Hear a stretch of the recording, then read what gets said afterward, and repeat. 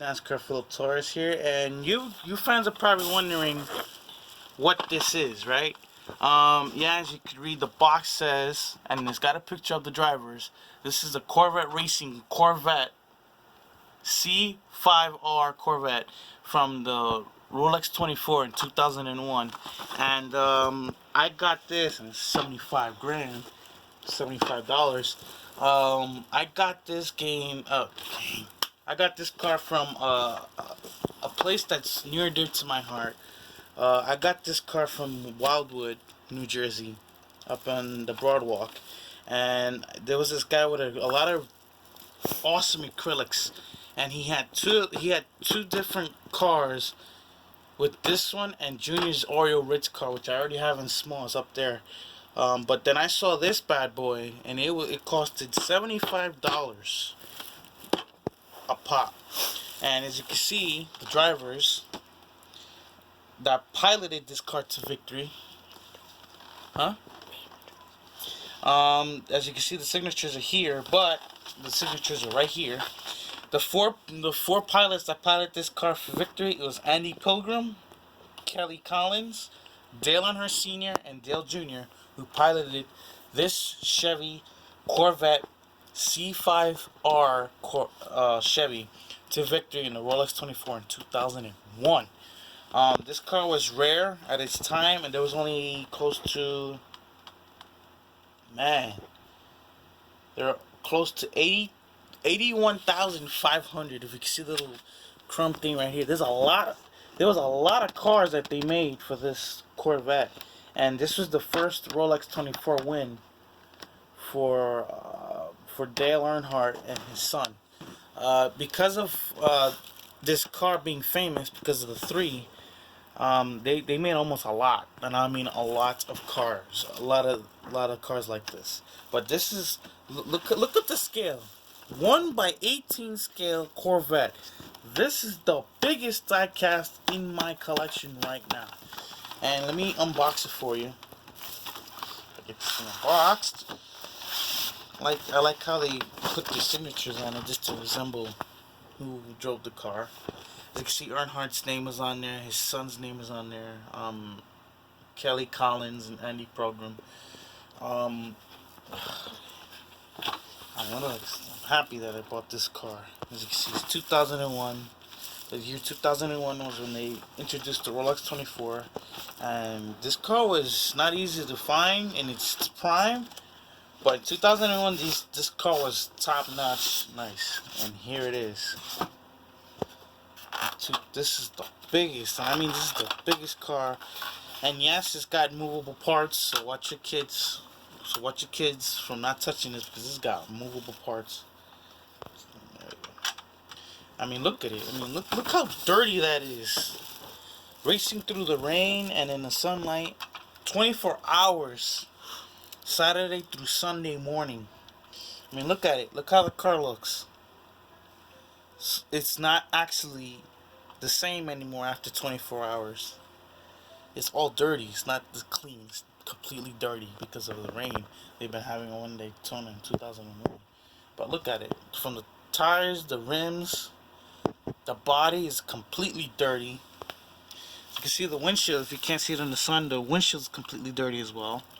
That's why they had this wiper to move back and forth, but still, the dirt flew on the thing. As you can see from the lighting, the dirt got to the windshield. And I mean, the detail work on this car is completely awesome. Look, here's the cockpit on the passenger side. And on the bodies, on the driver's side as well. Safety harness, the safety chassis, the netting, and the driver canopy in there. It's not easy to look, but you know, it is a big car. It's almost the same size. So it oversizes my hand right now. As you can see, look. It oversizes my hand, like literally. It's like the size of an actual huge car. This is 1/18. Don't get me wrong. And here's the other drivers right there on the hood, the top of the. And of course, it's the 3. So. This number and this number 3 is still running to this day in the IMSA series with a new and improved Corvette, And good thing I bought it because it did say my name. And this is the engine, the fuel canister and whatnot in there. As I took off the trunk, it's poppable. And it pops right back in place without hesitation. And here's the hood. There's the engine that they ran in the Rolex 24. This car does steer, but it's stiff because it always mostly runs this way, left, because Daytona's mostly left and right because of the road course. But this is a prestigious race in 2001. Did a Rolex 24 Daytona. This car snaps in tight like it's a snap-on car, but the wheels do move, but it's dirty, as you can see right there. The back tire is completely dirty. It's brown. It's icky and whatnot, probably from the race of 24 hours. And the front one as well is completely dirty. I like how they have that Rolex vibe headlight mounting on it, and the racing lip of the Corvette, and of course, yeah, this Corvette is awesome. I mean, yellow with the 3 on it, with the Goodwin Service Plus. That's Earnhardt right there. I did this. I had to buy this because of the name Earnhardt. It's so awesome to have. And it's very funny to say that this car won the 24 Hours of Daytona, because I only watched the first bit, and then the last bit I just couldn't help it, because 24 hours is a long race. It lasts from Saturday afternoon through all the way to Sunday morning, and then ends there. And when the race is over, the drivers start celebrating. They have their own Rolexes and whatnot. And I mean, this race is prestigious because this race started the whole IMSA series from the ground up.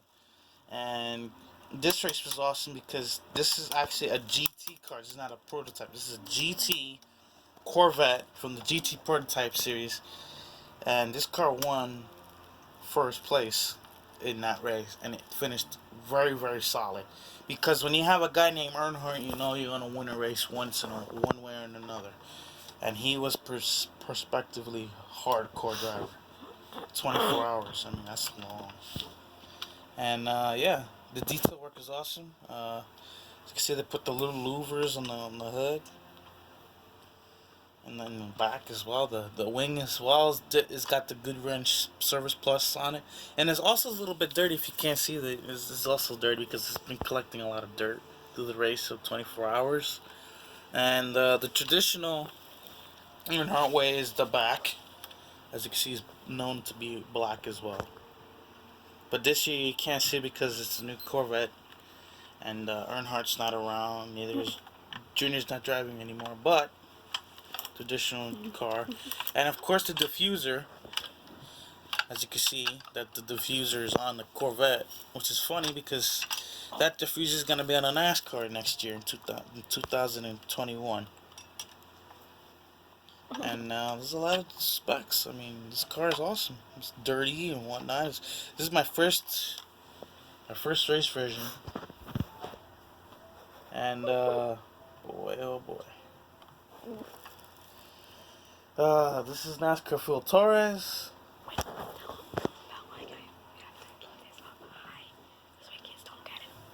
Oh yes. If you got little ones, make sure you have this car up high or in a showcase, because sometimes this car's got loose pieces, and even the hood, the trunk. They could put their finger in.